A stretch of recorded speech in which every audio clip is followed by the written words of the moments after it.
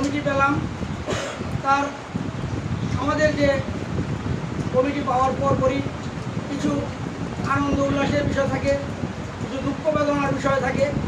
এগুলো আসলে কাটিয়ে না উঠতেই আমাদের এই দিবসটি এসে গিয়েছে, যে কারণে আমরা আসলে আনুষ্ঠানিকভাবে সেইভাবে এই অনুষ্ঠানটির আয়োজন করতে পারিনি।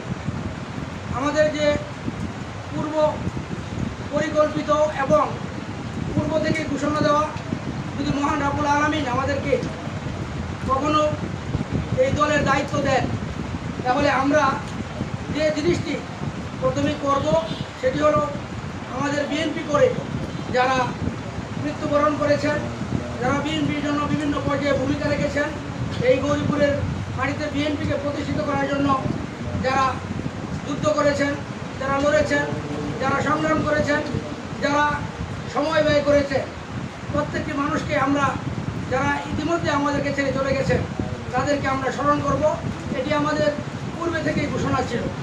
তারই ধারাবাহিকতায় আসলে আমরা এই কাজটুকু শুরু করতে যাচ্ছি এবং আজকের মরহুম আব্দুল গনি মন্ডল সাহেবের মৃত্যুবার্ষিকী পালন করার মাধ্যমে আমরা এই জিনিসটি শুরু করলাম, যাত্রা শুরু করলাম।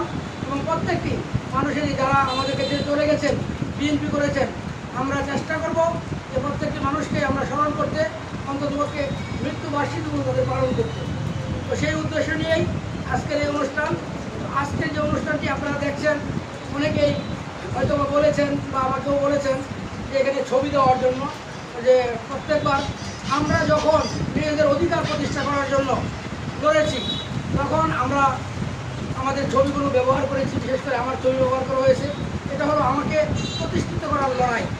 আমরা যেহেতু আজকে প্রতিষ্ঠিত হয়ে গেছি, আমরা এই যে কাঙ্ক্ষিত, আমাদের যে দীর্ঘদিনের কাঙ্ক্ষিত আহ্বায়ক পদটি আমরা যাতে অর্জন করতে পারি, সেই জন্য আপনারা দীর্ঘদিন যুদ্ধ করেছেন। এবং আজকে যেহেতু আমরা সেই পদে আপনাদের সৌজন্যেই আজকে অধিষ্ঠিত হয়েছি, সেই কারণে আমি ব্যক্তিগতভাবে না করেছি যে আসলে ছবি দেওয়ার আমাদের আর কোনো প্রয়োজন নেই, যেহেতু দলের প্রধান ব্যক্তি আমাকে দেওয়া হয়েছে এই উপজেলা বিএনপি।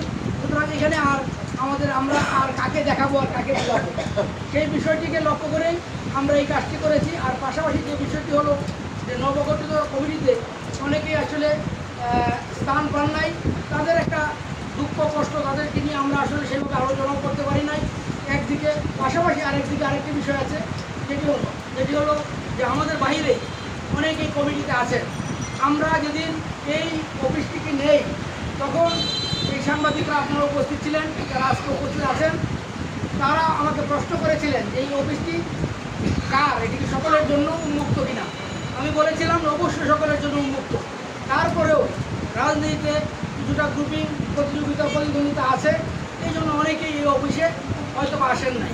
আমরা এই আনুষ্ঠানিকভাবে আলোচনা সভাও আমরা কিন্তু এই ব্যানারে দেই নাই, যে আমরা সেই আলোচনা সভাটুকু দিতাম যদি তাদের সঙ্গে আমাদের সমন্বয়টুকু হতো। যারা এই কমিটিতে আছেন, পৌর কমিটিতে আছেন, তাদের সঙ্গে সমন্বয় করে যখন আমরা আলোচনা করব, তখন থেকে আমরা হয়তো বা প্রধান অতিথি বা বিশেষভাবে আমরা অনুষ্ঠানটি সাজাবো। এই কারণে আমরা এই অনুষ্ঠানটিকে খুবই আনন্দ পরিবেশে শুধুমাত্র মিলাদ তহবিলের মধ্য দিয়েই আমরা এই অনুষ্ঠানটি করতে যাচ্ছি। তারপরে যখন এখানে বসা হয়েছে, সকলে বলল যে একটু আলোচনা করা দরকার। সাহেবের এই কারণে আলোচনা সাহেবের যে স্মৃতি, এই স্মৃতি ব্যক্তিগতভাবে আমি যদি বলি সেটি ভুলার নয়। কারণ আমার যখন বিএনপি রাজনীতিতে প্রবেশ, তখন থেকে উনি আমাকে বিএনপি রাজনীতিতে প্রবেশ করিয়েছিলেন। সাহেবের কাজ করে উনি আমাকে বিএনপিতে এনেছিলেন 1977 সালে, যখন উপজেলা বিএনপি কমিটি করা হলো। নজরুল সাহেব আহ্বায়ক করেন, তখন উনি ছিলেন একমাত্র যুগ্ম আহ্বায়ক। ওই কমিটিতে আমার থাকার কথা ছিল, আমাদের আমাকে রাখেন নাই, আমি না করেছিলাম। হঠাৎ করে যদি কমিটিতে আমি ছাত্র রাজনীতি শুধুমাত্র শেষ করেছি, এর মধ্যে যদি আপনারা আমাকে এই কমিটিতে স্থান দেন, তাহলে কমিটি আমাকে বিতর্কিত হয়ে যাবে। তখন আমার যে বয়স ছিল, তারপরে নজরুল সাহেব বলল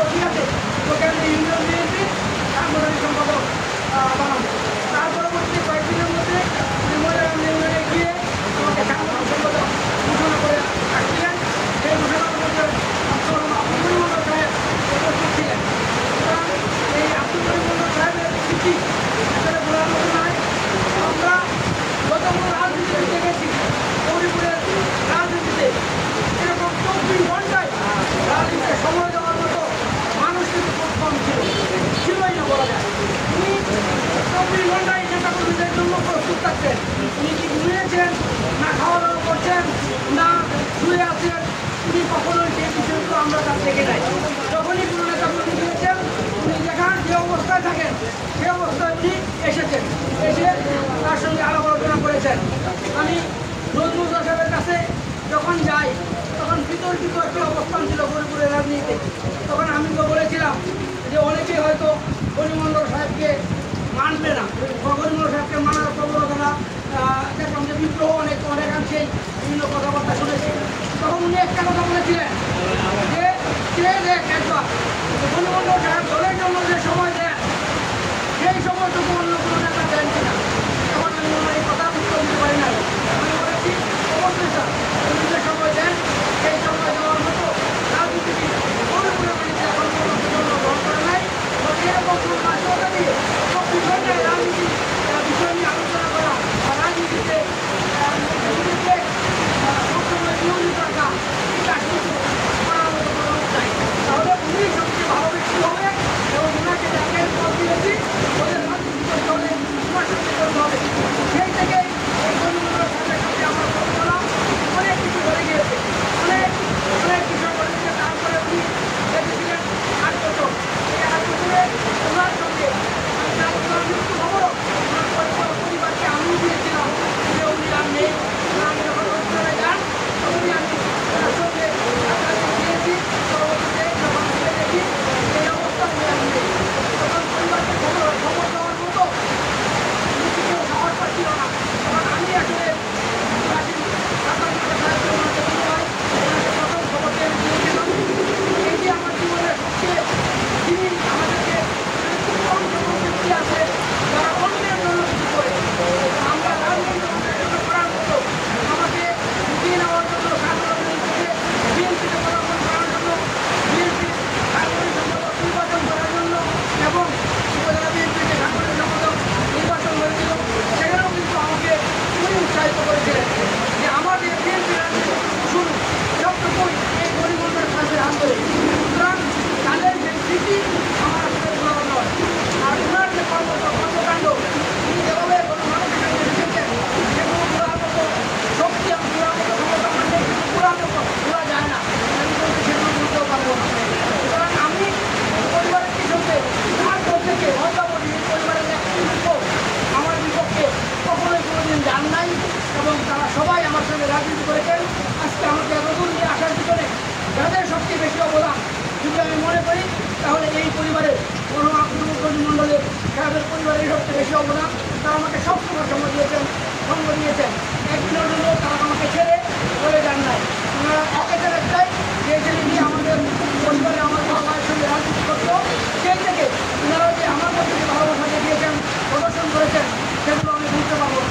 পরিশেষে আপনাদেরকে শুধু কথাই বলবো যে আমরা এই পরিমণ্ডল সাহেবের স্মৃতিকে ধারণ করে এবং ওনার যে রাজনৈতিক কর্মকাণ্ড সেগুলো যাতে আমরা পালন করতে পারি এবং তার আদর্শে যাতে আমরা বিএনপিও করতে পারি সেই জন্য সকলকে অনুরোধ করবো যে ওনার আদর্শগুলো আসলে আমরা জানি উনি কী কী করতেন, উনি কী কী অনেকে হয়তো জানেন না, সেগুলো আমরা বোঝার চেষ্টা করি।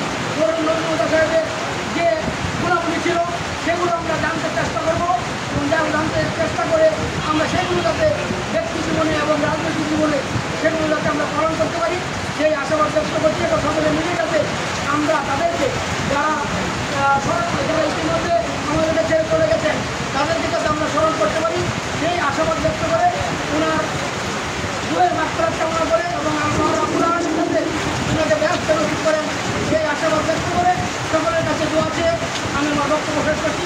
আল্লাহ হাফেজ। বাংলাদেশ জিন্দাবাদ, বাংলাদেশ জাতীয়তাবাদী জিন্দাবাদ, শহীদ আমারও দেশের চিরকম জিন্দাবাদ, আগামী দিনের রাষ্ট্রনায়ক তারেক রহমান জিন্দাবাদ জিন্দাবাদ। আমি আমার